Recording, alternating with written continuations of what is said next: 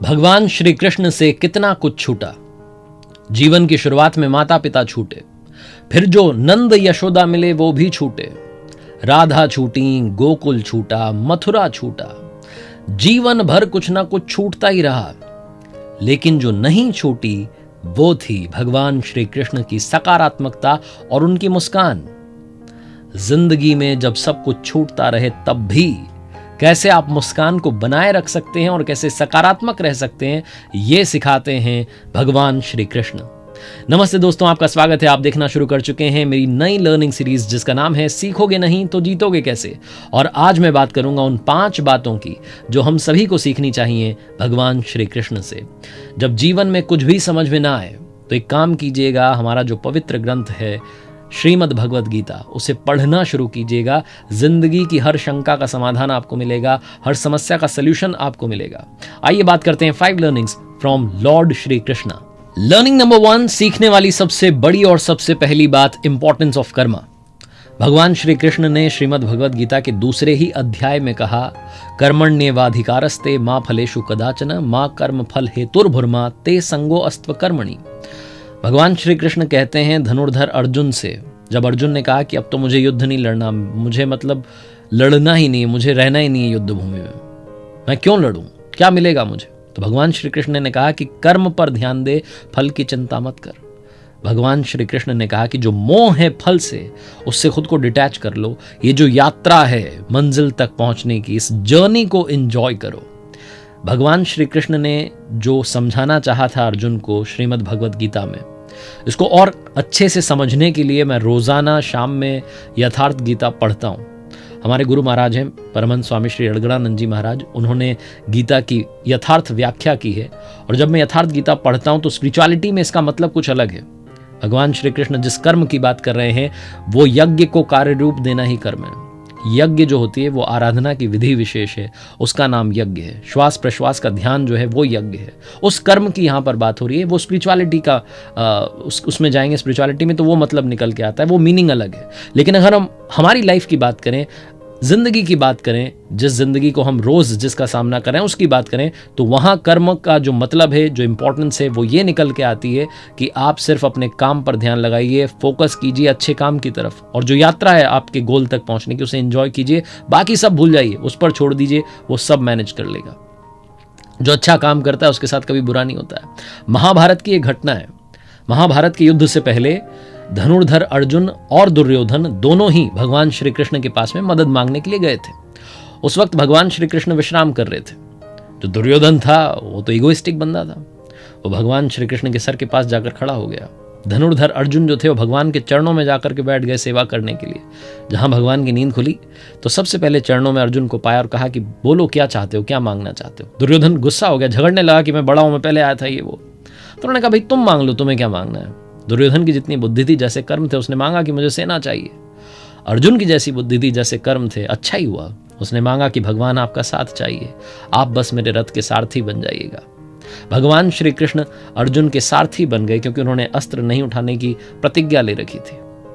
सारथी बन गए और उसके बाद में जो हुआ, जो उन्होंने गीता का ज्ञान दिया, जिस तरीके से उन्होंने वो स्ट्रैटेजी बनाई युद्ध की और जिस तरीके से जीत दिलवाई, ये बताती है कि जिसके कर्म अच्छे हैं उसके साथ जो फल मिलेगा उसे बाद में वो अच्छा ही होगा। लर्निंग नंबर 2, जो भगवान श्री कृष्ण से सीखने वाली बात है, सबसे इंपॉर्टेंट, इस दुनिया में जो भी हो रहा है उसके पीछे एक वजह है।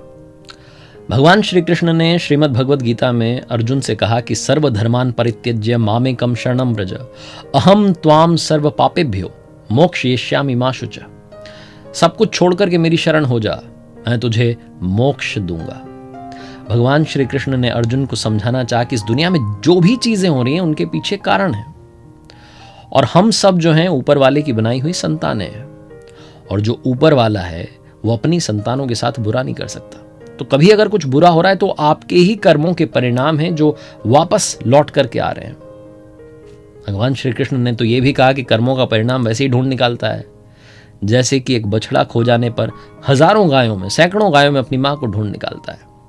तो इसलिए अच्छा होगा, इस बात में यकीन रखिए, अपने आप को ऊपर वाले को सौंप दीजिए, उसके बाद भूल जाइए, बाकी सब कुछ उन्हें देखना है। एक बहुत छोटी सी कहानी है जो महाभारत के युद्ध किए, वो युद्ध भूमि जब उसको तैयार किया जा रहा था, युद्ध शुरू होने से पहले जब मुआयना करने के लिए भगवान वहाँ पहुंचे, मैंने आपको शायद पहले भी सुनाई, तो एक चिड़िया उड़ती हुई आई और भगवान श्री कृष्ण से कही कि मेरा घोंसला ज़मीन पर आ गया है, यहाँ हाथियों ने पेड़ वगैरह हटा दिए, मेरी मदद कीजिए। भगवान श्री कृष्ण ने कहा मैं होनी को नहीं टाल सकता, जो होगा वो होके रहेगा। उस चिड़िया ने कहा कि क्या मैं आप पर विश्वास कर लूँ, बस इतना बता दीजिए। उन्होंने कहा विश्वास कर लो। अगले दिन जब युद्ध शुरू हुआ तो उन्होंने अर्जुन से, भगवान श्री कृष्ण ने धनुष मांगा, तीर मांगा। अर्जुन डर गया कि ये क्या कर रहे हैं। उन्होंने कहा दो तो सही। तीर चलाया, सामने हाथी था, उसकी गले में बड़ी सी घंटी बंधी थी, उस घंटी पर जाकर के लगाओ, घंटी जमीन पर गिर गई। अर्जुन हंसने लगा कि क्या कर रहे हो, आपसे एक निशाना नहीं लगा, लाओ मैं लगाता हूँ, हाथी को गिराता हूँ। उन्होंने कहा नहीं, काम हो गया। 18 दिन के बाद में जब फिर से युद्ध भूमि को साफ किया जा रहा था, क्योंकि युद्ध खत्म हो गया था, तो उस घंटी को हटाने के लिए भगवान श्री कृष्ण ने अर्जुन से कहा कि हटाओ उस घंटी को, जमीन पर पड़ी हुई है। जैसे उसने घंटी हटाई, वो चिड़िया अपने बच्चों के समेत वहां से उड़ गई। उस चिड़िया ने सिर्फ विश्वास किया था प्रभु पर, बाकी सब उन्होंने देख लिया। Learning number 3, mindfulness. अगर मैं हिंदी में बात करूं तो सचेतन होना। सचेतन को और समझें तो आज में रहना, आज को लेकर के अवेयर रहना, वो चेतना आपके अंदर होनी चाहिए। भगवान श्री कृष्ण ने धनुर्धर अर्जुन को अक्सर सिखाया कि आप आज में रहना शुरू कीजिए, जो होगा वो देखा जाएगा, अभी जो है उसमें जीना शुरू कीजिए, इस क्षण में रहना शुरू कीजिए। माइंडफुलनेस होनी बहुत जरूरी है, ये आपकी जो मेंटल वेलबींग है इसको भी इंप्रूव करती है। वो बात अलग है कि कभी कभी चैलेंजिंग सर्कमस्टांसेस होते हैं, आपकी लाइफ में बहुत कुछ ऐसा हो रहा होता है जिसको लेकर के आप डिस्टर्ब्ड होते हैं, आपको लगता है पता नहीं क्या होगा।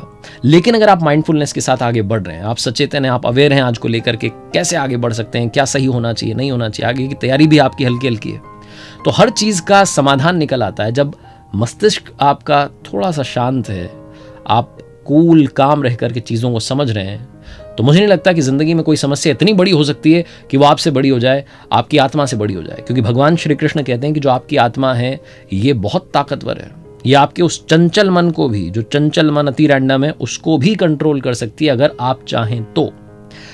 एक छोटी सी महाभारत की घटना है, उससे आप समझिएगा कि माइंडफुलनेस जो है वो कितनी ज़रूरी है होना। भगवान श्री कृष्ण के पास में एक बार द्रौपदी आई और आकर के कहने लगी कि वहाँ पितामह भीष्म ने प्रतिज्ञा कर ली है कि मेरे पतियों को मार देंगे। तो भगवान श्री कृष्ण ने कहा कि अरे घबरा क्यों रही हो, शांत हो जाओ, आप जाओ उनके शिविर में और पितामह भीष्म को जाकर के बस प्रणाम करना। द्रौपदी गई उनके शिविर में, जो कहा था भगवान श्री कृष्ण ने वो माना, और वहां जाकर के जब प्रणाम किया पितामह भीष्म को, तो उन्होंने कहा सौभाग्यवती भव। और जैसे उन्होंने आशीर्वाद दिया, पितामह भीष्म कहने लगे कि ये क्या कर दिया मैंने तो अभी भी प्रतिज्ञा ली तुम्हारे पतियों को मारने की, और तुमने मुझसे आशीर्वाद ले लिया कि तुम्हारे पति बहुत लंबी उम्र जिएंगे। फिर पितामह भीष्म कहने लगे कि जरूर ये कान्हा ने तुमसे करवाया है, ये तुमने नहीं किया है। भगवान श्री कृष्ण के पास में इस दुनिया की हर समस्या का समाधान था। जब पितामह भीष्म ने आशीर्वाद दे दिया था द्रौपदी को, तो उसके बाद में पांडवों को बुलाया था और बताया था कि मुझे मारने का तरीका क्या है, शिखंडनी को आगे कर देना, उसके बाद मैं तीर नहीं चलाऊंगा, अर्जुन तुम तीर चला देना। हर घटना से महाभारत की बहुत कुछ सीखा जा सकता है, भगवान श्री कृष्ण से काफ़ी कुछ सीखा जा सकता है। उसमें से एक सबसे इंपॉर्टेंट बात है कि आप अवेयर रहिए आज को लेकर के, आने वाले कल को लेकर के भी। लर्निंग नंबर 4, सीखने वाली चौथी सबसे बड़ी बात, अपने गुस्से को कंट्रोल कीजिए। जो आपका गुस्सा है अगर ये बेकाबू हो गया तो खेल खत्म हो जाएगा। भगवान श्री कृष्ण ने श्रीमद् भगवद गीता में कहा कि क्रोधात् भवति सम्मोहः, सम्मोहात् स्मृति विभ्रमः, स्मृति भ्रंशात् बुद्धिनाशो, बुद्धिनाशात् प्रणश्यति। क्रोध जो होता है, जब गुस्सा आता है तो भ्रम पैदा होता है, भ्रम जो होता है वो बुद्धि को नष्ट कर देता है, और जब बुद्धि नष्ट हो जाती है तो इंसान का विनाश हो जाता है, क्योंकि विनाश काले विपरीत बुद्धि। क्रोध की वजह से ही महाभारत की शुरुआत हुई। दुर्योधन को क्रोध आता था, उसने एक ऐसा खेल रचा जहां पर द्रौपदी को बुलाया गया सभा में, और दुर्योधन के छोटे भाई दुशासन ने द्रौपदी का चीर हरण करने की कोशिश की। वो एक घटना ऐसी थी जिसने दुर्योधन का और उसके भाइयों का विनाश कर दिया। महाभारत की ऐसी कई सारी घटनाएं हैं जो हमें सिखाती हैं कि गुस्से पर, क्रोध पर काबू होना बहुत ज्यादा जरूरी है। लर्निंग नंबर 5, कहते हैं कि पांडवों ने महाभारत का युद्ध जीत लिया। नहीं, सारथी भगवान श्री कृष्ण ने बिना युद्ध लड़े ही महाभारत का युद्ध जीत लिया। लर्निंग नंबर 5 जो है, ये बहुत ध्यान से समझिएगा। इस दुनिया में कोई भी काम छोटा या बड़ा नहीं होता है, हर काम की अपनी इंपॉर्टेंस है। बहुत सारे लोगों को लगता है कि मैं तो बड़ी जॉब कर रहा हूँ, बड़ी पोजीशन पर हूँ, मुझे तो इतना मतलब बोलते ना रीजन का हेड बना दिया और नेशनल हेड बना दिया और पता नहीं क्या क्या लोगों के मन में आ जाता है। जो छोटा काम कर रहा होता है उसको छोटी नज़र से देखते हैं कि अरे छोटा सा काम करता है, छोटी सी जॉब है, छोटी सैलरी है। नहीं, भगवान श्री कृष्ण ने सारथी बनना भी स्वीकार किया क्योंकि उन्हें लगा कि ये जो काम है ये मेरे सखा अर्जुन को, उसके परिवार को जीत दिला सकता है। हर काम का सम्मान कीजिए, हर पद का सम्मान कीजिए, हर व्यक्ति का सम्मान कीजिए, ये भगवान श्री कृष्ण सिखाते हैं। उन्होंने महाभारत में, गीता में बहुत सारी बातें ऐसी कही हैं जो हम सब की ज़िंदगी को बदल सकती हैं। बस ज़रूरत है उन बातों को इम्प्लीमेंट करने की, उन बातों पर चलने की। और जाते जाते कुछ कमाल की बातें जो भगवान श्री कृष्ण ने कही हैं। जो हुआ अच्छा हुआ, जो होगा वो अच्छा होगा, सब कुछ मुझ पर छोड़ दो, अपने कर्म पर ध्यान दो, जो पाप रहित और स्वार्थ रहित होना चाहिए। भगवान श्री कृष्ण ने कहा था कि नरक के 3 द्वार हैं, काम, क्रोध और मोह। जीवन में जो भी कर्म आप करें उसे पूर्ण समर्पण के साथ, लगन के साथ कीजिएगा, अच्छे मन के साथ कीजिएगा, ईर्ष्या के साथ, द्वेष के साथ, अहंकार के साथ, ईगो के साथ मत कीजिएगा। अच्छा काम करेंगे, अच्छा मिलता चला जाएगा। भगवान श्री कृष्ण की कृपा हम सभी पर बनी रहे, जो आप चाहते हैं आपको मिलता रहे, यही मेरी मंगल कामना है। देखते रहिए मेरे साथ हर सोमवार सुबह 9:30 बजे एक नई कहानी, और यही कहूंगा जो अक्सर कहता हूं, ऊपर वाले के आशीर्वाद के साथ, अपनी सच्ची मेहनत के साथ और अपनी फैमिली के प्यार के साथ कर दिखाओ कुछ ऐसा कि दुनिया करना चाहे आपके जैसा।